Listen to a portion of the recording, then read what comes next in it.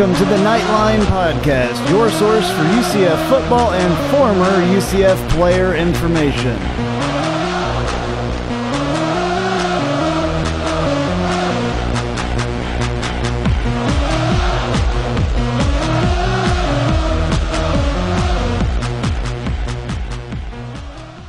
Hello, Night Nation. This is Andrew Phegley coming to you from the 1148 studios, and to my left, he's Troy Ondrizek. Thank you for listening. All right, this is episode number 8 of the Knightline Podcast. And so we have a game again this week that didn't turn out particularly the way that we would have liked it to. That's how you're gonna state that? That is. I'm trying to be... You just Mr. Rogers it. I did. It was awful. It was awful. Painful. It was so painful, we actually took an extra day from the game hangover before we did our podcast. Yeah, we were trying to sit and think about it for a little while. You were under the weather, though, too, as well. So yeah, the hit that took Brandon Alexander out of the game, I think the ill effects happened to me. Okay. So I'm glad you're better. I'm glad that we're back. We've got a few things to talk about. So we're going to talk about the game. We're going to do an American recap. We're going to do Kurt's questions. We're going to talk a little bit about how our players did in the NFL. We're going to do a prediction and a preview of the Bethune-Cookman game coming up on Saturday. And also we have a interview with Brandon Helwig from UCFsports.com, and it is awesome. I will just say that. We had a great interview with him. It was, if there's anyone that's not actually in the program that knows more than Brandon does, good luck finding him. He is very much intertwined with everything that UCF does and is a very knowledgeable young man. You guys will really enjoy that. It's long. It's like 30 minutes long. We're going to have quite a little bit longer podcast, so if you're used to turning it off at the 30-minute mark, it's going to go quite a bit farther than that today. And if you're used to listen it while you run, you're just going to have to run that much farther. Yeah, that's awesome. All right, so I guess we will head straight to the game. To the debacle. I'm not so sure that was a game. No, it's not time to jump off the ledge yet and say that we've given up on the season, but boy, was that rough. I mean, 38-10. Missouri Tigers over the UCF Knights. You know we had a lead in that game, right? Yeah, I think we were leading 10-7 at one point. Yes, we were, and then promptly outscored, wait for this, 31-0. Yeah. It's depressing. It is. We were actually holding them to very low passing yards at one point. He had 53 a half, Matty Malk did, and he only had 144 for the game. Which, that's good. Yes and no. We had more first downs, greater time of possession, comparable stats when it came to yards, except for on the ground. We forgot once again that you're allowed to run the ball. Our offensive line didn't create holes first and back. Dontravius Wilson did get an 11-yard run. That was good, but we weren't able to have a balanced attack. And we're going to talk about it all here. I guess the good parts. Yeah, we had 209 yards of passing. They had 144, but there are 4 touchdowns to our 1 touchdown was really the kicker there, I guess. There are 4 turnovers to their 1 turnover. Yeah. Which is what really shows their... and they're 178 yards rushing to our 90 yards rushing. We got 90 yards rushing forward? Mm-hmm. I know. They didn't talk about the rushing backwards that we got and the sacks and all that. So, yeah, there were definitely some things that we know that we need to work on. Offensive line. The offensive line, as far as I'm concerned, most of the game was non-existent. Now, they were playing against one of the best, if not the best, as far as I'm concerned, defensive line that we'll probably face all season. Does that pain you to say that? Just to talk this glowingly it does, of a Missouri team? Yes. Yeah, I hate Missouri if you don't remember me saying that numerous times before. So, okay. The whole thing pains me, to be honest with you. It was rough. Our offensive line woeful job all day. Torian Wilson, 5th year senior, redshirt senior. The anchor of our line wasn't able to handle Shane Ray.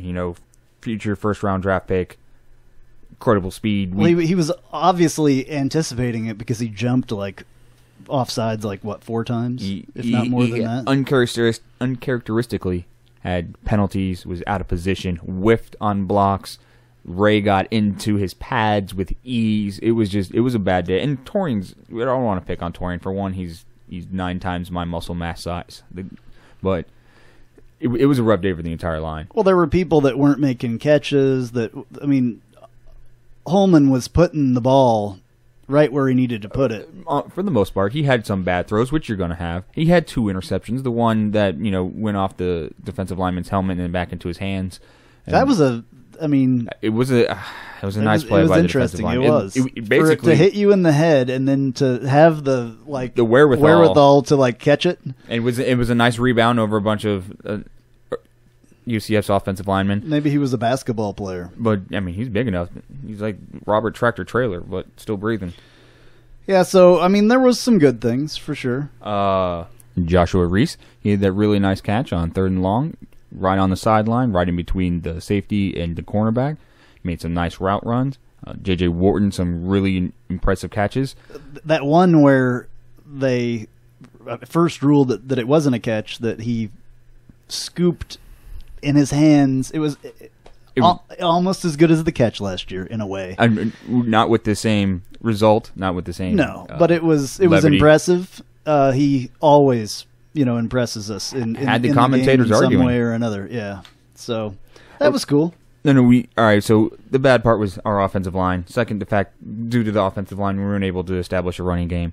Third, and it pains me to say this because he's such a talented wide receiver, and I'm such a big fan of him. But Rashad Perryman, his hands failed him and us 3 times. 2 on 3rd down conversions that would have had some respectable yards after the catch. It was really tough. The very first drive that happened, and then when we were trying to make an answer coming back, he was only 2 for 27. 2 receptions for 27 yards? 27 yards. The leading receiver was Rennell Hall. He had 8 for 73 yards. It's really nice to have Speedy back. It was. It was awesome to have Speedy back and to have Stanback back. Now, if the offensive line cannot open holes for Stanback cannot run. It's a true story. He can catch out of the backfield. He had our 1 touchdown on the day. Right. On a shocking, 4th and goal. Wilson or whoever, nobody can run if there aren't holes. And gets what else can happen. And this all comes off the offensive line. Justin Holman impressed me. I know there's some people that have vitriol towards him, and we're, especially later in the game. But when you have that much pressure on you, and in our interview with Brandon, he touches on that. But, we didn't have a change in cadence. We didn't have Mizzou timed our snaps. Mizzou played with their ears tucked back because we were in a position where we had to throw the ball to try to get back in the game. And our offensive line did Holman no favors, and they were on him in no time, and he did pretty good given the fact that he was literally trying to dodge the Tiger. He threw 2 picks. One was that unfortunate one off the helmet. The other one, he was just trying to make a play and just made a bad play. Yeah, there were quite a few things where he was trying, but he made some good runs, made some good throws. But Stanback only having 40 yards rushing. You can't win against a team like Missouri and have 40 yards rushing. And it speaks to the fact that Toledo and South Dakota State had pretty successful running days against them, and we weren't able to. They have a better offensive line than we do. It's true. I hate to say that, and hopefully it changes in the immediate future. But right now, our offensive line is in shambles. Our offense, what are the 2 things that we were worried about heading into this season? Offensive line was the biggest one. And what was the other one? And which we argued at the time was probably the biggest, and that was the play of the quarterback. I believe Holman has answered that question. He has. And we've had a woeful demonstration of offensive line play in 2 games. Yeah. Moving on to the defensive side of the ball. Once again, they had a really good first half. Really, it should have been 14-13. Unfortunately, Moffitt missed that long kick. It's going to happen, but he's going to nail most of them as the year progresses. And then they got tired in that second half. Well, they ran the ball a little bit. Marcus Murphy did have quite a successful day, just under 100 yards, right, with not that many carries. 95 yards. They had a total of 191 yards rushing, which isn't a lot, but I mean, it's a lot more than what we had. It's more than we had, and we had more time of possession. So that means they were on it, and they kept our defensive players in the game, and our guys got tired. We missed tackles. Terrence Plummer missed many tackles. It was Hansborough and who was their leading rusher again? I forgot. I apologize. It was Marcus Murphy. And Marcus Murphy, those are some pretty athletic guys. We talked about them not being all that big and that we were able to handle with our Marcus speed. Murphy he's impressive. Even though I hate to say any Missouri Tiger is impressive, Marcus Murphy is definitely impressive. And they have NFL-type speed. Bud Sasser had a really good day. But he's good. Touching on our running backs, they made Terrence Plummer look ordinary, which pretty much cost him from an early-day draft pick to a 5th, 6th, or 7th round draft pick. Because now the teams can see, he has good technique, he takes good angles, but sometimes you can't handle some of the speedy guys. And when you're trying to take down LaShawn McCoy and you're nowhere near it, yes, he had a bum ankle. Hopefully, all of our guys will, get what they need to do done. I thought our secondary played better. Yeah, they did play better. Mogg made a couple of plays on the run, was able to find one guy in the end zone, and that little 10-yard toss to give them the lead again, 14. We also had a missed field goal that doesn't help us at all. Kickers should go out and make their field goals. It was a long kick from off it. It was 47 yards. He had the leg for it. He just missed it. On the road, it wasn't. I didn't hear a lot of their crowd. Didn't seem like it was that hostile of an environment. But it's still a difficult kick to make, especially late in the half. Yeah. So you said time of possession earlier. I just want to go. George O'Leary, UCF football, we're known for trying to do the time of possession thing. It's old school football. Hang on to the ball. Keep their offensive line off, or their offense off the field. Keep our offense on the field. Offensive line's part of the offense. You were on the right track. Yeah. Well, so in the first quarter, we had 11 minutes compared to their 3 minutes. In the second quarter, we had 8 minutes compared to their 6 minutes. In the third quarter, 9 minutes compared to their 5 minutes. And then in the fourth quarter is where that whole thing, because we really couldn't get anything done out there, they had 9 minutes to our 5 minutes. So we, in total, still 34 minutes to 25 minutes. But as the game progressed, when they started handling us more and more, when the offensive line got tired, and Holman, Brandon says in our interview, he had 2 seconds to do anything, no matter if it was laying on the ground afterwards or throwing the ball. You got to give the quarterback more time to do something. He was afforded minimal opportunities to succeed. Absolutely. That's the best way that you could have said that. That one stat, when I texted you in halftime, the thing that disturbed me the most was 6 for 6 on third down conversions at halftime for Mizzou. Yeah. When you can't get off the field, and not even get off the field half the time, when you can't get off the field at all on third down, it's going to wear you out. We had some missed tackles, and we lost Brandon Alexander early in our secondary. Griffin looked pretty good to me. Jacoby Glenn had that one play. He did get when we blitzed on that slant, he didn't get a jam on the receiver. That's how he was able to Drico looked good, too. He had a couple times. He did. He had a little bit of both. Good run we haven't support. Seen him that much, but he was definitely there making some plays. So. He had good run support. The bad part of the defense, our defensive line again. Thomas Niles got some nice pressure, but he was the only name you heard in the backfield all day. Right. I'm looking for the defensive stats here. Matty Monk had time to run around, to make plays with his legs, with his arms. He, like I said before, he's an unpolished Johnny Manziel. He's a gamer. And, we didn't get enough pressure on him. We touched on not getting any pressure will equate to a loss. Well, not being able to block anyone and not be able to put pressure ourselves equated to a 4-touchdown loss. And we had 1 sack in the game. 1 sack. One time we got to Matty Mock. And Thomas Niles did that. Thomas Niles had a very respectable day.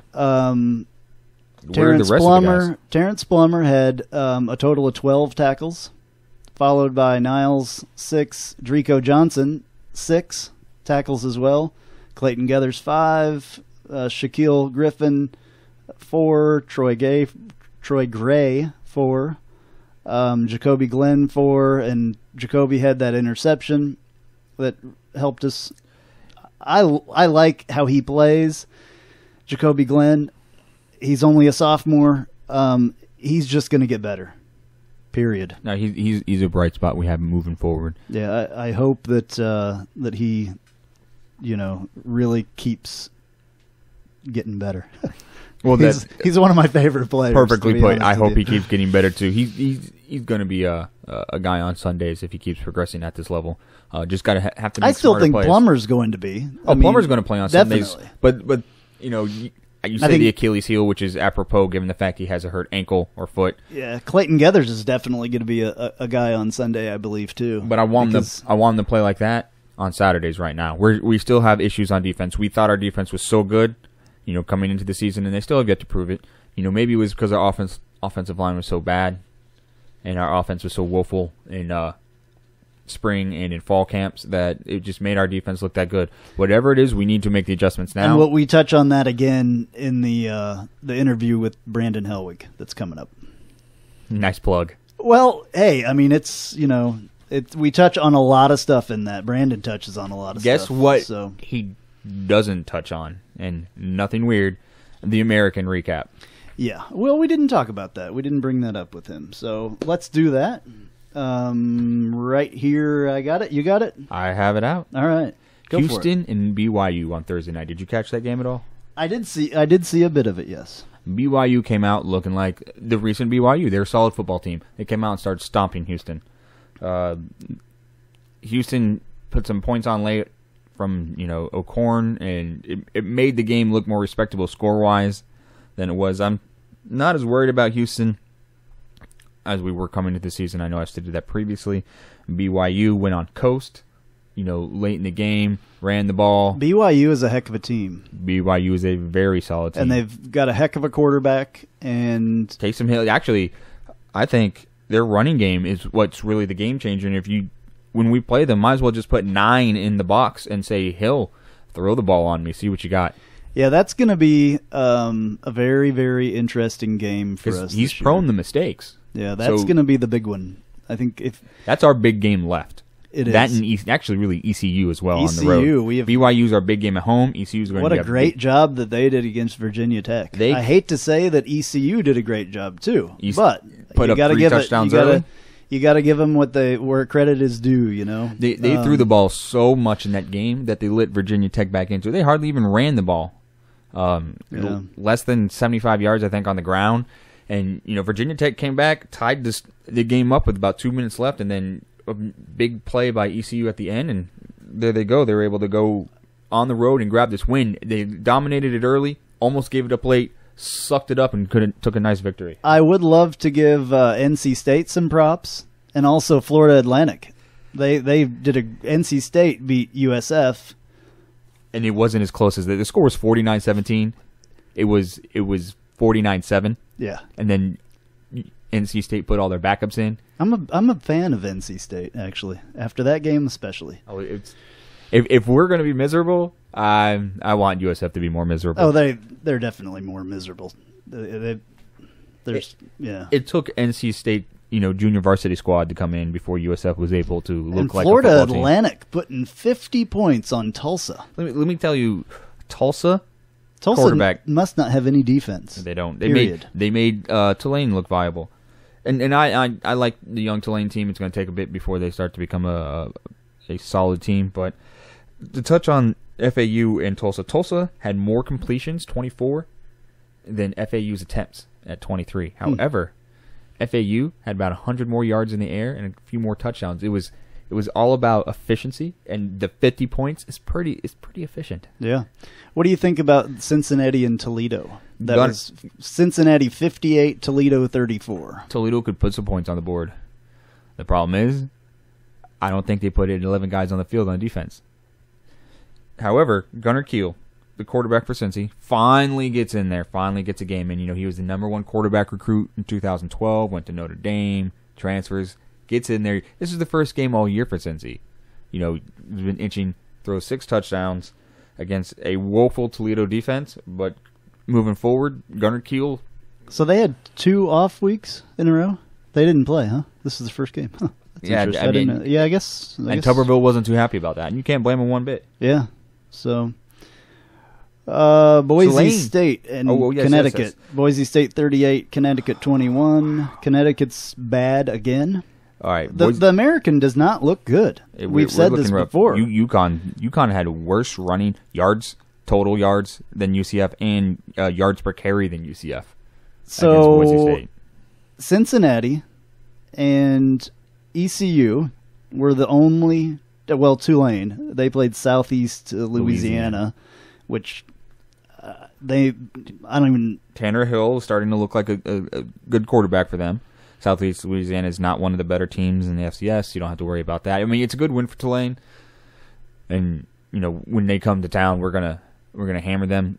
We better run this entire schedule after this game that we just had. We better win every single game, or there was an online poll, and I put my little vote in for 7-1, regrettably expecting us to fall at ECU. Because Shane Carden's a pretty good quarterback. He's able to disperse the ball pretty well. I hate to see that happen, but I mean, the way ECU is playing right now, they're beatable. We can run on them if we can learn to run, if we can learn to block. Really. Maybe by that time, our team will peak, I guess, if that's what it is. We will develop an offense. And develop an offensive line. Maybe they can find somebody that's on the soccer team or something to help us out. Listen, let's give him a little more credit than that. I don't know. I mean, it's just I feel like the pressure's mounting on these guys too, which makes them. I'm sure that they're all rougher. good guys and all that. Don't get us wrong here. Don't get me wrong. Yeah, don't get Andrew wrong. UCF offensive line is Andrew Phegley. That's all good guys. They just need to step it up a bit. They have talent. Now, there's some things you have to improve technique, have to improve playing with a little more urgency and aggressiveness. There's that little mean streak that might be missing because you got to want to get in there and two-hand punch a dude right in the chest to win that. We're losing off the snap movement, and we're losing push and leverage. So a little bit of technique and leverage comprehension, and moving forward, our offensive line can be something. But right now, they're killing us. All right, a couple notes just from this game, and then we're gonna get on with it, and we're gonna go on. And also, I've got a couple clips as well. But true freshman Chavis Dickey earned the start at the right tackle. It was his first. He was the first freshman to start in the offensive line since Torian Wilson did. He was a redshirt freshman at that point. Go, Mr. Dickey. Well done, sir. Yep. William Stanback, actually, it was his first start as well, and he had a touchdown. Holman, it was his first start. Keep your head high, Holman. You have a bright future. Let me tell you. Absolutely. Those SEC commentators were gushing about him all game. They were. And rightfully so. They were. Like I said, we didn't do him any favors, and I hope he stays healthy, and I hope he stays mentally strong because he's going to be pretty damn good for us. Yeah, and we had Hall back, which was wonderful. He led the Knights with 8 catches for 73 yards. Only 1 reception shy of his career high of 9. Sean Moffitt now has made a field goal in 16 straight games. And Moffitt took over sole possession of 6th position on the UCF all-time field goal chart. He now has 38. Well done, Sean. Jacoby Glenn posted an interception and now has a pick in both games this year, and it was the 4th of his career. Jordan Atkins, true freshman, collected his first career reception. Thomas Niles recorded a sack. Is he a fifth-year freshman? Yeah, well, first-year freshman, but yeah, I know.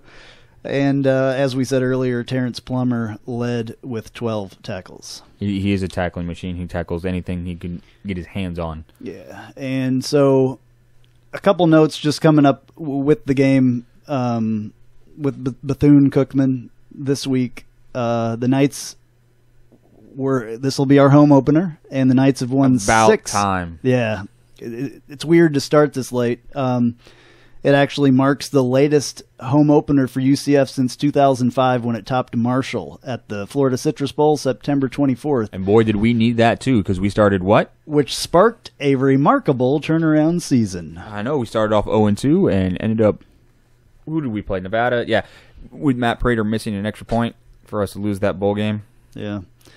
The Knights have won 6 straight home openers, and since moving up to the FBS in '96, UCF is 19-0 against FCS programs. So we need to keep that one going. We need to be careful. You can't take teams like this too lightly. They're 2-0. They have a win over an FBS school. Ranked number 13 in the 2 former Knights. In LeBrandon, I'm going to blow his name, defensive end, and then Jawal Lewis is another former Knight on their squad. They were academic issues at UCF, and then one was an NGE, the not good enough in practice, and he switched over. Now, that their program's on the ascendancy in the FCS, and so we better take this game seriously. Let me give a couple I want to play a couple clips here real quick, and then that's all we'll say about the Missouri game. I forgot to play these earlier. You're going back to Forrest Gump again. Yeah, I am. All I have to say about that's all I got to say about that. All right, so here is George O'Leary in his press conference, actually today, Monday, after the Missouri game.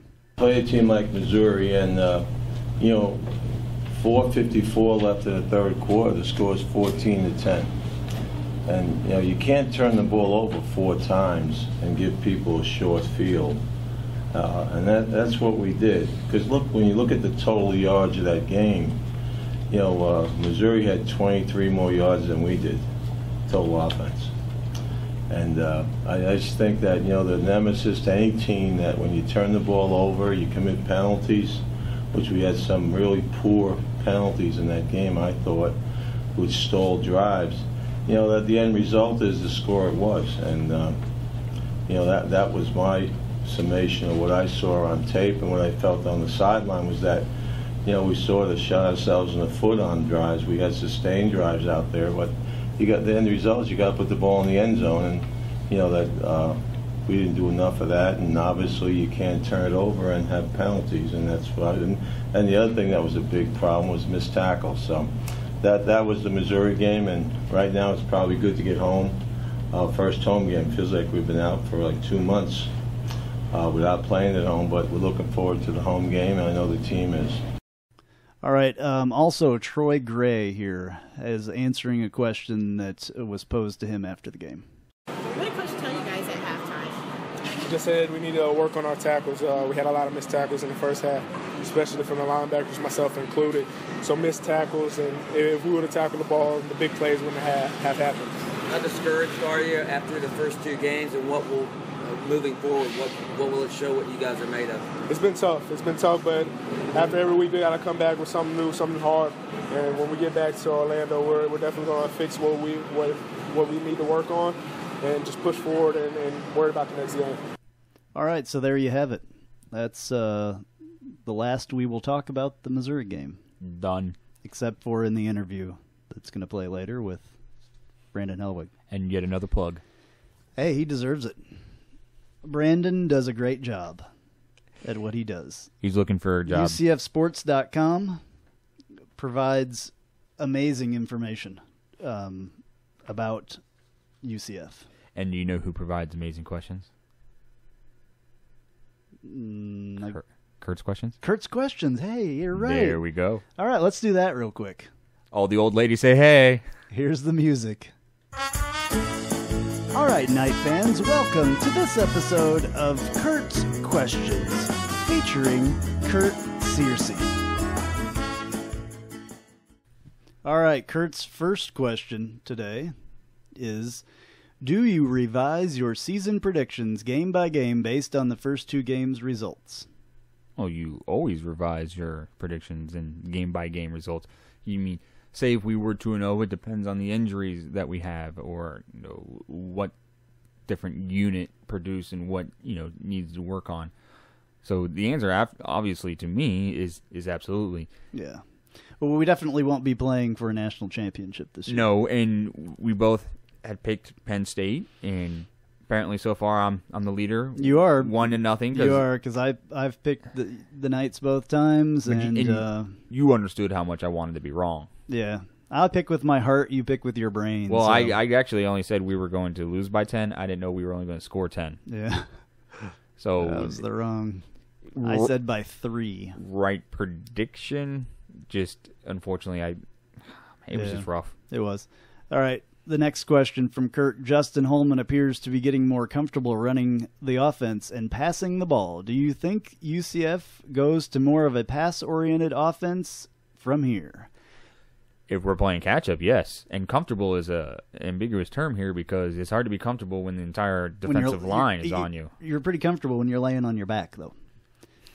So we won't go there, but yeah.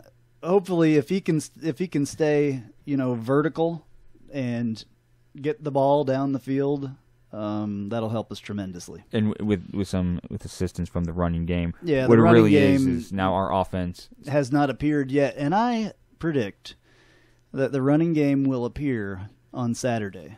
Thank you, Nostradamus. That's my prediction for Saturday. This coming Saturday or just any random Saturday? No, this coming Saturday against Bethune-Cookman, the running game will appear. Is it because we're playing Bethune-Cookman? No, I just think that they're going to get their stuff together, and the running game is gonna go, finally. We will definitely have much more success, per se, against Bethune-Cookman on the ground. This game is going to have to instill confidence in our offense and our defense, give us an ability to work on a few things, hopefully not run 93 jet sweeps, and to get some type of rhythm on offense. So yeah, that was weird. I don't think I've ever seen that offense from us. It was a gimmicky try to use Hall and Reese. It was motion weird. It was definitely weird. To throw them off. It was kind of cool to see a little bit if it would have worked. A little bit. All right, so here's another clip, and this is going to be George O'Leary on Bethune-Cookman. They're 2-0. Every team that we've played or going to play is undefeated. They're 6-0, and this team's 2-0, and they're 13th ranked in the conference, and they won the conference last year. They were 10-3, so I think Coach Jenkins does a great job with them over there, and again, it'll be a lot of homecoming for a lot of those kids as far as teammates and stuff, and we're fortunate to get the game. We were playing somebody else and they didn't want to play, so we dropped it, but we couldn't get a game. So if you're going to play, play a local team. I think it's 50 miles away. There'll be a great crowd here, and it should be an interesting game. And obviously, our players are very happy to get home and in front of our fan base. Excuse me, George, but who is 6-0 in the third week of the season? It's kind of weird. Maybe they played a tournament and won. We weren't part of that. I don't know. Maybe they think they're 6-0. So. He touched on something there about being fortunate enough to have them play us this week. UCF has had issues, and we still don't have all of our home games set up for next season. And yet we were able to do a home-and-home with Stanford. Yeah, well, next season's looking pretty cool, though, actually, because we have South Carolina, we have is it Maryland? Mm-hmm. And then now we have Stanford. Yeah, but 2 of those are on the road. That's fine, but we're still playing, And their return game's 2019. Right. They wanted to play it earlier, but there were scheduling conflicts. Yeah, so at least that's 3 Power 5 conference games that we'll play next year. Instead of, 2? Oh, yeah, if we added 1 more. Yeah, 2, sure. Okay, so where do we go from here? Oh, where do you want to go from here? We could move into Brandon's interview with us, and then after that we could touch on our predictions. Oh, the NFL. We got to talk about our young men in the pros. Yeah, I don't really I didn't watch much football yesterday.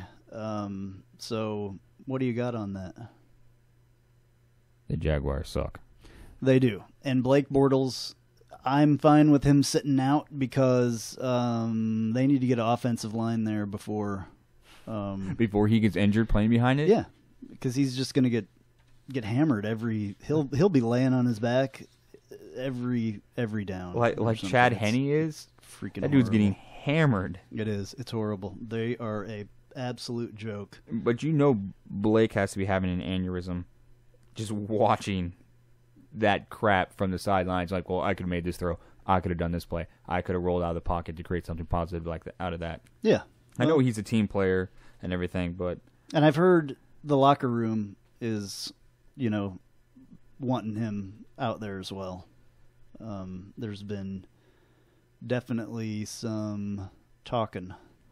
Burton and Marshall had another solid game and a nice victory over the 49ers. Bruce got a few carries, not quite a bit, and Latavius only got 1 carry for 6 yards. Well, he averaged 6 yards a carry now. Yeah, and that's good. That's a heck of an average. Hey. And I'm sure that he got kickoff returns and stuff like that because I guess he's been doing that. What about Aiken? Did you find anything on him? I didn't. I'm sorry that I didn't pull that up this time because I was worried about doing this. What were interview. you doing all day? It was your day off. I don't really remember what I did yesterday. Actually, it's. I meant today. Today was your day off. Oh, I was busy today. I had all there kinds you of go. stuff to do. Today was payday, so I Was it? Yeah, we got paid. Oh, about time. Yeah, it's good. Was the bonus in that? It was. Very nice. We got a bonus from our wonderful employer, which was wonderful. Which is good. Now I could actually go get groceries. Yeah. Now you don't have to pander to Brandon so much to get a job. I'm not trying to get a job. I respect what the guy does. He does a hell of a job himself. Yeah, and he's nice enough to let us, Utilize him. utilize him and his sound clips and everything else. So Very much appreciated. very much appreciated. So we've talked about Bethune-Cookman. What do you think's going to happen? Well, we have to. I mean, we have to win the game. It is a must, absolutely must win. The Penn State was a must-win game. The Mizzou game was a must-win This would be game. like the worst thing to happen since We went winless in George O'Leary's first year. Since That was George the worst O'Leary's thing. first year. This would be the worst thing if Bethune-Cookman would come in and beat a team that was in the top 10 in the BCS last year. That was last year. Clearly not happening this year. I know. It would be an epic meltdown. It would. I don't think that's going to happen. I say that we are going to beat Bethune-Cookman by 24 points. Fair enough. Bethune-Cookman doesn't run the ball well either. They don't have the speed, and there's going to be a disparity in the talent at their quarterback. I love saying this. And if we don't saying score so- 60 points, I'm going to be mad. We don't run up the score on a lot of teams. We're going to get some playing time for the younger guys, get some reps, try to avoid injuries to our established starters because we've had a few injuries already. So I don't think we're going to run up the score. We're going to have a 2-touchdown victory. It's going to be a nice game for our team. It's going to be well attended. I think Bethune-Cookman, they pack the Citrus Bowl for the Florida Classic.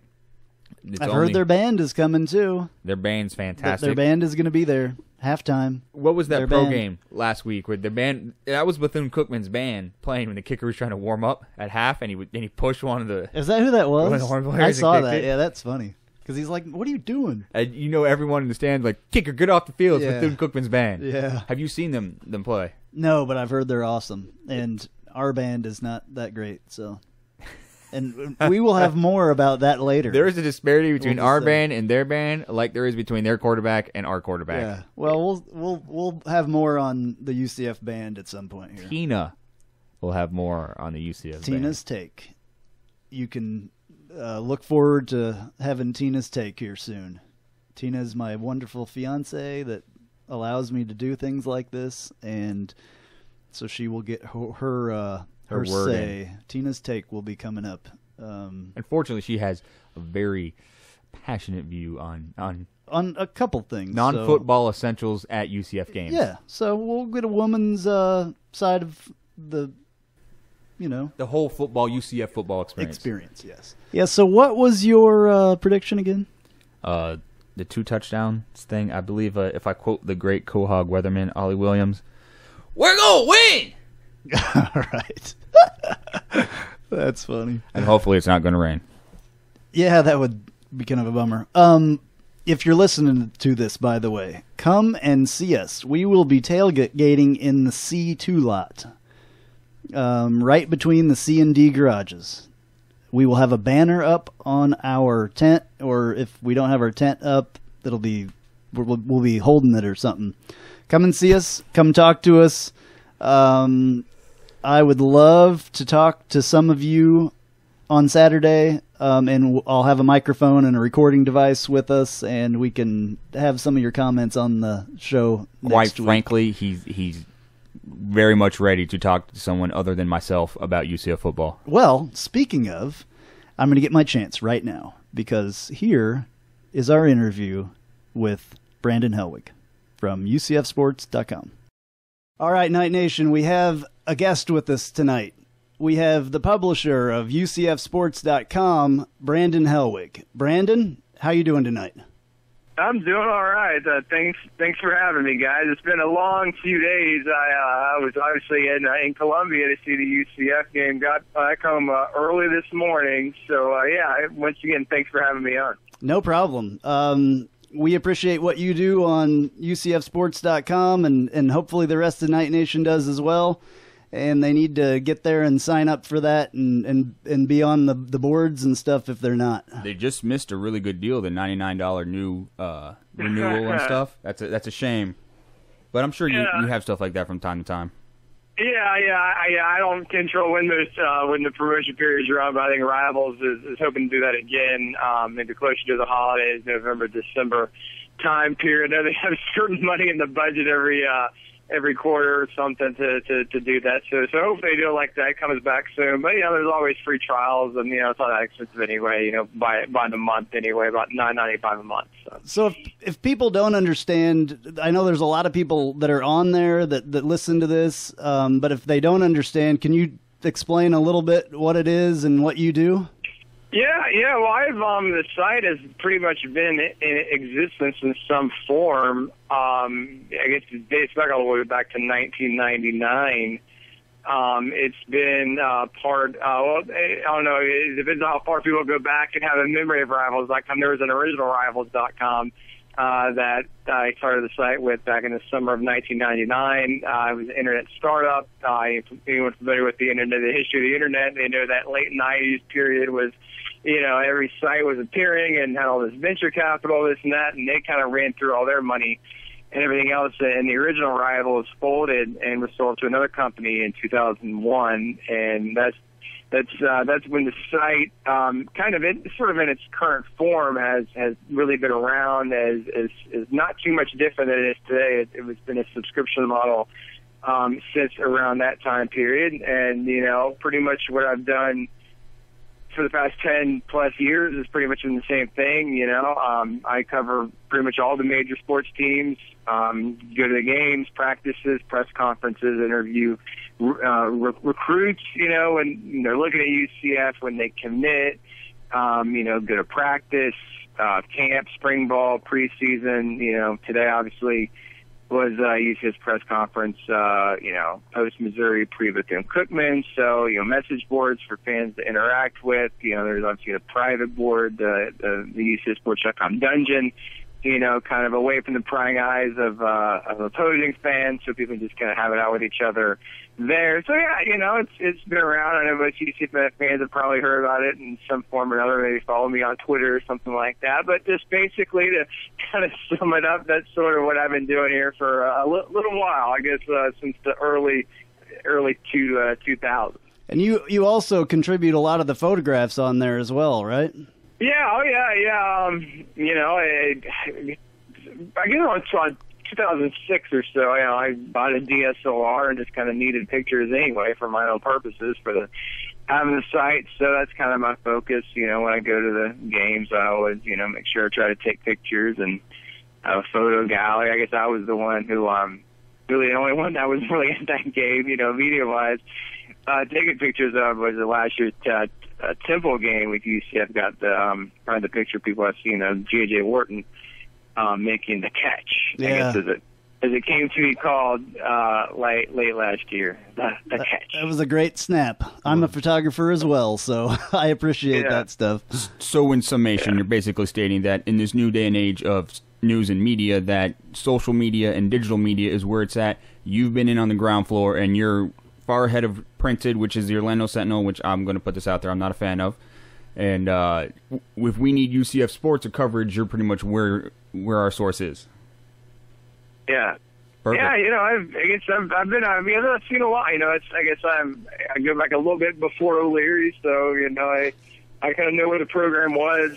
I haven't been around that long. I started following UCF when I was in high school in the late 90s, so kind of remember those Dante Culpepper years and obviously the move to Division I and the Maction years, Jordan the Mac, and obviously translated to, CUSA, and obviously the last few years, with the 10-win season. So I guess I've been around enough to kind of see, of course there's been people around a lot longer than I have that, we're familiar with, I guess you should get ready to play Bethune-Cookman. I haven't been around for those games, so, there's a lot of people that we get juiced up, to I guess I was UCF's big rival back in the day playing, BCC, I guess, is really what they were known as back in those years. But, I guess you could say I've been around long enough to see much of UCF's history. I listened to the audio from Troy Gray and Rennell Hall today, I believe, and it may even have been you that asked them, where were you at,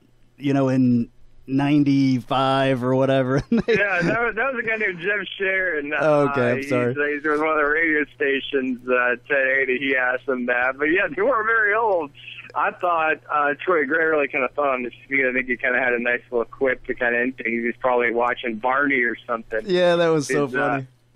That's good. Yeah. That was a great response from him. They're like, I don't even remember. I was like just walking or something. well, this is perfect, actually, in the segue into where we're headed for. You were at the Missouri game, and you've been with the program. You've seen us when we were independent, when we went through the MAC, the ups and downs we've had, the conference titles, and then we flopped the next year, though we've been a little bit more consistent. Now we have a higher level of expectation. So going into this weekend, should have pulled one out against Penn State, going against Mizzou. Where do you think this really leaves us right now with, on a national stage, the P5 versus G5? Where does UCF really go from here? Well, you kind of, every UCF fan, if they looked at this year's schedule, this is a real possibility. If you don't beat Penn State, and I always thought that is the most winnable game, just looking at the first two, that you need to beat Penn State, because going on the road and beating Missouri, yeah, they did lose, a few impact players from last year's team, but they've been recruiting. They were a top 5 team last year. UCF was like, we finished top 10. Obviously, UCF had people to replace as well. But Missouri's been recruiting as an SEC team for the past 3 years. And, they're going to have talent coming in to replace those players they lost. And going on the road, I always knew that was going to be a really tough game to win. So you better beat Penn State. And unfortunately, we all kind of know what happened in that one over in Ireland. There were reasons for that, defensively, offensively, with the quarterbacks and everything else. So that's kind of where we stand right now at 0-2.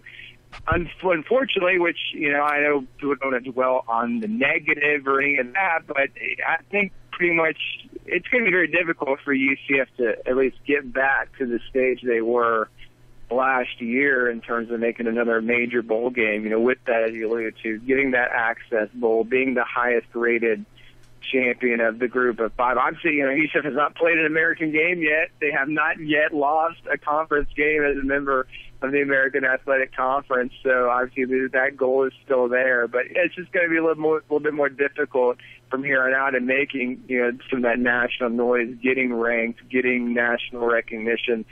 Obviously you have to win this week. You can't afford to lose to an FCS team, which I don't think will be an issue. But you've got some big game. After that, you've got go on the road at Houston. That's a very big conference game. I don't think they're not quite as good as some people thought they were going to be, but that's always a challenge going on the road, playing 3 out of your first 4 games away from home, and then you got BYU, and everyone always figured BYU was going to be pretty good, but they are pretty good. They're top 25. I didn't even look yesterday to see where they're ranked now. I know the week before they were 25 for beating Texas. I think they're about 20 now. But that'll be a huge challenge as well, looking at what quarterback Taysom Hill has been doing and everything else. So, yeah, you see it's kind of down right now, but they've got an opportunity, to kind of maybe make a little bit more of a splash so they can, put together a little winning streak here. All right. So what did you think of what Justin Holman did this week? I was very, very impressed with this play. I was, as everyone saw that Penn State game and what he was able to do, and not even a half, it really was just a quarter and a half, against Penn State. I was kind of wondering, it's like, everyone's expectation level has risen with, what kind of quarterback he can be. Can he keep that up? Well, no, it's impossible to kind of keep it up at that level, but I was very impressed with what he was able to do. He got no help. Anyone watching the game, can pretty much, kind of get out your stopwatch, and from the moment the ball was snapped to the moment either he was sacked or he had someone in his face, 2 seconds aren't even going by, and someone's in his face. The offensive line, obviously had their struggles against Penn State. They kept that up. Did not have the greatest day against Missouri. I know they were doing some different things offensively to try to counteract some of those protection issues. They did kind of rework the starting lineup a little bit, but all things considered, at least until late in the game when he went to throw a ball and I guess it hit the back of a lineman's head, and the ball kind of flew in the air about 10 yards, and one of the Missouri linemen kind of came down with it, and obviously things became unraveling after that. You can't play from behind. There's some other turnovers. Obviously, made the score 38-10 when maybe it was more of a I don't know, like a 24-10, or maybe UCF should have scored another time. I'm not saying UCF should have won the game, but it should not have been 38-10 final. But all things considered, I think things look very, very promising with Justin Holman. I have no idea what was going on with him in spring or August, because he did not look all that impressive. Anyone who came to practices or came to multiple practices would agree that Pete DeNovo was the most consistent quarterback. So, I know that's been a couple of weeks. I don't quibble at all with O'Leary's decision to start Pete. For some reason, Justin Holman just wasn't a very good practice player, but practice doesn't really matter. Games are what matters, and I think he's pretty much earned the job here going forward, and I was pretty impressed with what he was able to do, all things considered, this past week at Missouri. I absolutely agree. Allen Iverson would agree as well. Speaking about their offensive line, we had a terrible performance on the offensive line. It seems like we never changed our cadence for Mizzou to be able to time the snaps. We weren't able to get a punch on anyone, and we didn't play any, powerhouse football. We were trying to do, jet sweeps, screens, options, nothing to really just push the pile back. It seems like we always lost that fight with their defensive line. Now, they are an impressive group of young men, but going forward, this instability on the offensive line for UCF, what can they do to right this ship? Because I totally expect for us to have a good performance against BCC, but, past that, what do we do when we get to conference play? Well, as you alluded to, they've already kind of hit the panic button once. Twice in some respects with the starting lineup with the offensive line. They thought they had settled on a depth chart coming out of the preseason camp. They wanted Michael Campbell to be the right tackle, and I think pretty much the rest of the lineup was what we saw against Penn State. But I guess before the game, if there was a weak link in the August practices, it was Campbell at right tackle, and then I guess when right before they played Penn State, they decided, well, I know this is what we had practiced with for the last 3 weeks, but we're not really comfortable with him there, so they decided to put, let's put Aaron Evans. He had been playing guard for a while because Joey Grant wasn't practicing for at all really much of preseason camp because he was still recuperating from off-season shoulder surgery. So let's put Aaron Evans here at right tackle and kind of see what happens here. Well, he didn't have a very good game against Penn State, so they decided, and he was the only one, but they decided, okay, well, let's change things up again, and as we saw. A true freshman, Chavis Dickey, got the start at right tackle. Michael Campbell was once again, he was supposed to be in the starting lineup to begin the year, wasn't, but then he was thrown back in there to play left guard, and they removed Aaron Evans completely and Tariq Cook just to have a different look, see what other guys could do. And I haven't really sat there and broken down play by play. People look later. There is a YouTube video. I don't know who puts this together, but someone edits a full game edit. They take all the riff-raff out in between plays. There's only about 40 minutes to go through the game, so I see bits and pieces. I plan to watch more of it later, but just talking to what Coach O'Leary said today and after the game, he thought Chavis Dickey for a freshman did pretty good. It seems like he's kind of he looks like he's a promising player. Looks like they're going to keep him there going forward at right tackle. I know that he did extra help on his side. They had Justin Tukes and some other people kind of assist him on pass protection and everything else. But no, it was generally, though, as you alluded to, awful day for the offensive line. I mean, Torian Wilson.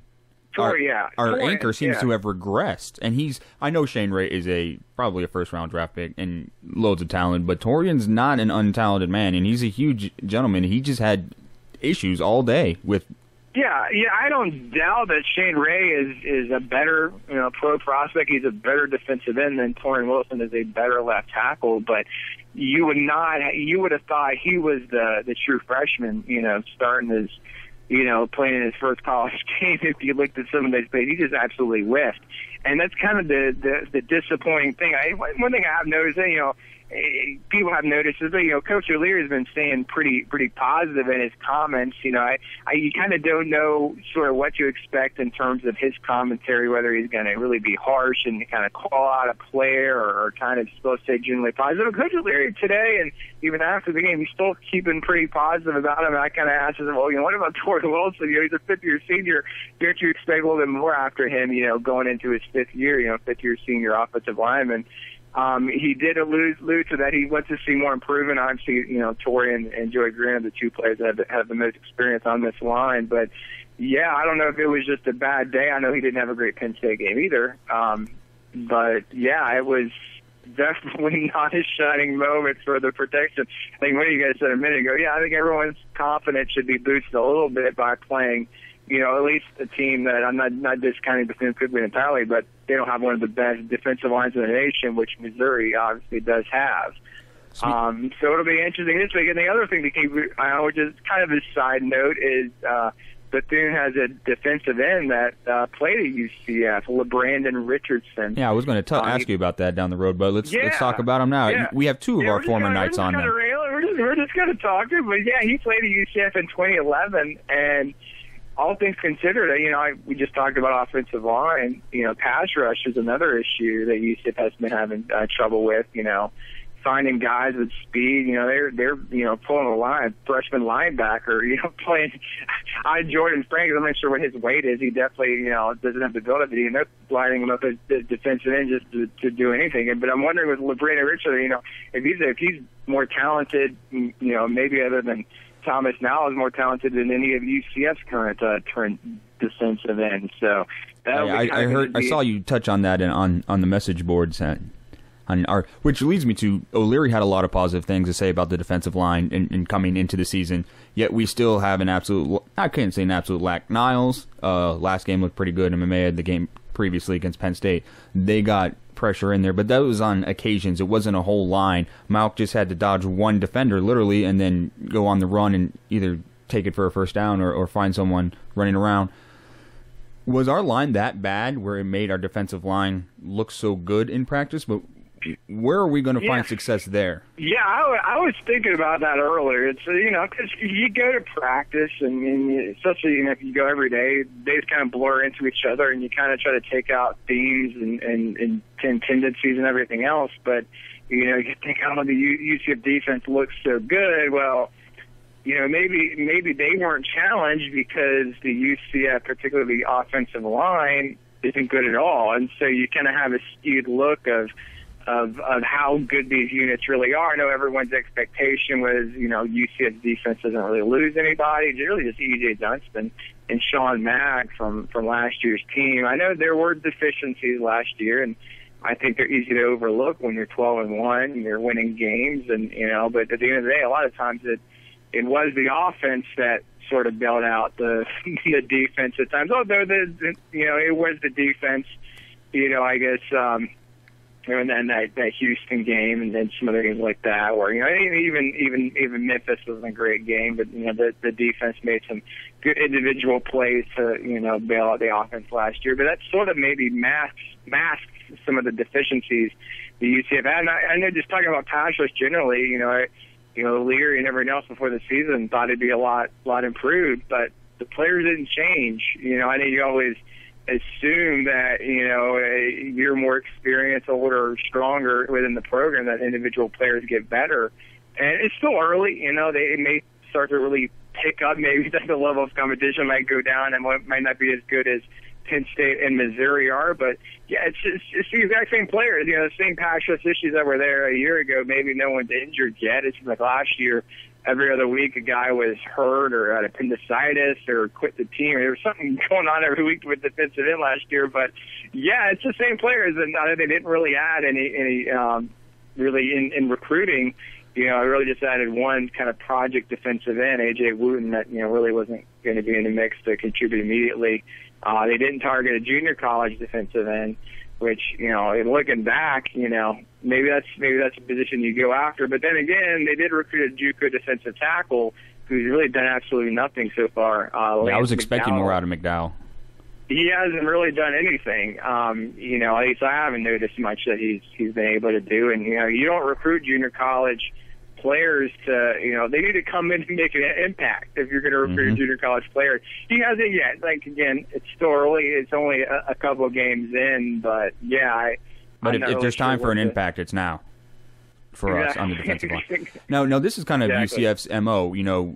Through the years, we haven't produced a ton of defensive line talent. We have Paul Carrington, Terrell Troop, and Bruce Miller, and there hasn't been a lot else. So in recruiting, this is definitely an area of need, as we have several others with obviously the offensive line and how many wide receivers we're losing and a lot of other guys.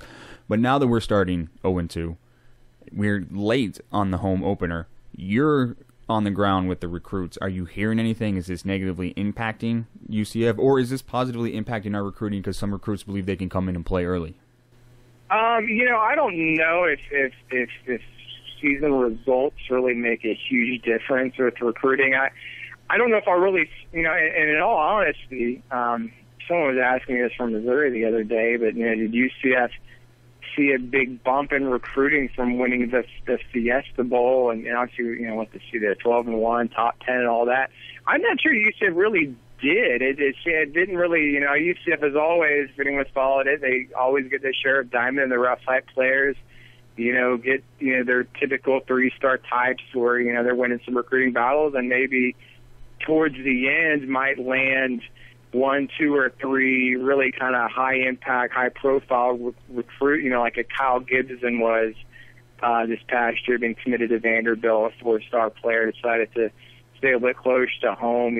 Chris Williams, who had been committed to Alabama, and Mike Rogers was a big individual, but I don't know, he had not qualified. He's the only player that didn't qualify. It looks like he'll be here next January. But yeah, to me that wasn't really much different than UCS classes before. We really haven't seen, those kind of players commit yet for the 2015 class. I think they got about 10 commits already. Things always slowed down a little bit once the season starts and, once players get out, past that kind of summer unofficial visit season. So it'll be kind of interesting. The one thing that is kind of the elephant in the room with all this is this whole Power 5 deal, the media, emphasis on, are you Power 5? If you're not Power 5, you're not playing with those conferences. You should deal with it, obviously, as a member of Conference USA, whether, you're BCS or non-BCS conference. And, I got to think that's making things a little bit more difficult for the coaching staff. And, when you lose recruits like we have, been this year so far, losing a couple of recruits to Wake Forest. I know there's a wide receiver they really wanted that went there, and just some other schools like that where UCF typically they have lost recruits there before, but you just kind of wonder sometimes it is just the way it is with that individual player. Is this whole Power 5 deal kind of impacting that a little bit more than they thought? So it'll be kind of interesting. But with UCF, I think their biggest success with landing players comes late, and it's not necessarily guys who recruit or guys guys who commit in June and July. For the most part, they're impact players, and their best players are guys who come to them late, whether they maybe be committed elsewhere or maybe UCF discovers them after they have a big senior season. So I'm not hitting the panic button yet on recruiting. We'll see how it goes this fall and into December and January. That was a long answer. That was a long answer, and it's good though. It's wonderful to have your input on this. We can't come up even close to this stuff. So whoa. Okay, maybe he knows a bit more. He's been around the block. But all right, moving on. We obviously need to get into the win column. What do you see happening this coming Saturday? What do I see happening this coming Saturday? I think it'll be a great crowd. First of all, obviously being the first home game, and everyone's itching for some football. It'll be family weekend, which is always a strong showing from students, and students' families obviously buying tickets. I know they've bought a lot of north end zone seats already. It's something I forgot to do today, but to reach out to Zach Loucher, one of those guys, to see if they have any projections on attendance yet. I haven't really looked at Twitter all day. I'm not sure if anything that's been reported, but yeah, I think it'll be a great crowd. The Cougars should bring some fans. You should really, like I said, hasn't played the Cookman since 1995, so I'm sure, being in Daytona, a lot of Orlando area people are going to come. Alumni, the band, as I understand, is going to be there. I mean, that should be exciting. Have you ever been to a Florida Classic between FAMU and Bethune-Cookman? I know. I mean, I'm fully aware of it, but I've not electric. been to one. I've worked several in the EMS back in the day, and man, they packed the place, and it was a fun time. Yeah. I'm looking to usually kind of like just trying to zone out at halftime, trying to rest, and we'll look at stats or scores of other games. But I think I might have to stick out there and see what they've got going on with their halftime show. But as far as the game itself, I'm not discounting Bethune at all. They're a good team. It seems like I was talking to someone earlier. You mentioned the Florida Classic for years. It was Florida A&M was kind of the class of the MEAC, and Bethune-Cookman was sort of that doormat type team. But that's reversed past 5-6 years. I mean, Bethune is the top dog in that conference. They're ranked. Yeah, they're ranked. Were they 13th? Number 13. Yeah, I believe 13. Yeah. And I know their head coach is kind of considered an up-and-comer, in terms of college coaches. Brian Jenkins, coached for a while at Louisiana Lafayette, and he was at Rutgers for a year prior to getting the Cookman job, I think, in 2010. I think he's been there about 4 or 5 years now. But he's a very excellent coach. Just look at the turnaround that he did when he got there. So I know they're going to be they're going to want it. They beat FIU. Yeah, they have more FBS wins than we do so far this season. Yes, they do. They do. They actually do. Yeah, they beat FIU. I saw the tail end of that game. They actually. I think they only won 14-12 this year. Last year they really they beat up on FIU pretty bad, which everyone did last year. But when an FCS school comes in and pretty well handles an FBS school, even though FIU is sort of a stretch. They're a stretch. I would have them losing to North Dakota State and Montana and all those teams every day. Yeah. I don't. We could talk about that another time. But I saw. Speaking of North Dakota State, I thought this was kind of weird. I was looking at the top 25 this week, and they actually got votes into the regular top 25. North Dakota State into the regular Division I, FCS or FBS. They were listening. Top 25. They actually got votes, which I thought was kind of weird. Well, College Game Day was there this past weekend, so I had to give them a little love. That's cool. Yeah. I think Memphis was even getting some votes from one of those polls. They had lost to UCLA, but from the coaches poll. Was it the coaches poll that gave North Dakota State the votes, or was it? Because the AP is always good because you can go and look at the individual ballots. I think it was the coaches poll, but it still was pretty cool to see that they got some votes. Which leads me to you're pretty sure we're not going to have a Bethune-Cookman FIU or North Dakota State Iowa State game. You're pretty confident that UCF walks away with this one, as I am. I am pretty confident, but I'm also conscious that they're going to be fired up to play. So 2-0, just beating Grambling. You can't be turning the ball over. You can't be, but I still think UCF wins by at least 3 to 4 touchdowns. Yeah, I think this will be a good way for our offense to get some timing and for our defense to get some confidence in this game. Yeah, I think I'm just ready to be home. I mean, going across the Atlantic Ocean to play the opener, and obviously to middle of nowhere, USA. Yeah, it was interesting. There really wasn't much to the trip. If anyone's been to Columbia, I mean, it's just the university, and that's it. You got 2 hours. You got Kansas City one way, the other direction, 2 hours. You got St. Louis, but there's nothing in the middle of Missouri. There's nothing in Columbia. There's nothing to do, nothing to really see. They've got a school. They've got a little downtown, college bars, and that's about it. There's not a lot to it. I'm from Kansas City, and I went to the University of Kansas. So, Mizzou has been my rival, the biggest rival of all rivals. Since 1927 for him.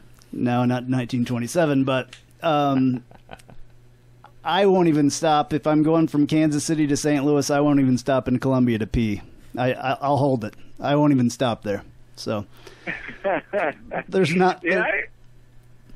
Yeah, I can't say anything bad about it. It just wasn't, there wasn't really anything to really see or do. And, they had pretty good support, all things considered, 11 a.m. game.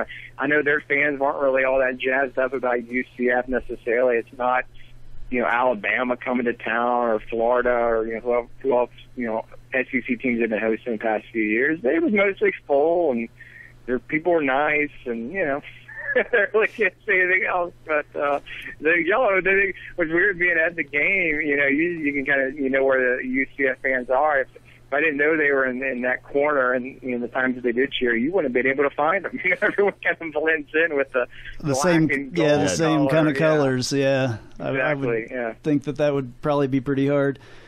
Hey, Brandon, thank you so much for joining us today. We really appreciate it, and I hope that you will come on with us again. Yeah, no problem. I really enjoyed talking to you guys. Anytime you guys want to chat, I'm all ears. I'll be ready to go, and I guess I'll try to find you guys, try to meet you. Hopefully at the game on Saturday, so we can put a name to a face and everything. But yeah, thanks for having me. All right, absolutely. And tell people where they can find you on Twitter and elsewhere. Yeah, just UCFsports.com obviously is the website, and Twitter handle is pretty easy to remember, UCF Sports, so I'm pretty easy to find. All righty. Thank you very, very much. We greatly appreciate it. You have a good night, Brandon. All right, guys. Thank you. All right, so there you have it. That is episode number 8. De ocho. Of the Knightline Podcast. Longest episode ever. Longest episode ever. I hope that you guys enjoyed it. And I hope your attention spans were able to handle it. Yeah, I hope so. We're going to try to make them a little bit longer, especially when we have interviews like that. That was awesome. We'll compress it a little bit, but Brandon just is so knowledgeable about everything that goes on with the program, so have no issue with his expanded time on the air. Absolutely. It's awesome. Which also made our time on the air seem a little rushed. It did, but it was well worth it. So, all right, this was episode number 8. I'm Andrew Phegley. And I'm still Troy Ondrizek. Thank you for listening. All righty. Have a good one. We'll see you next week. After a win. After a win. All right. See ya.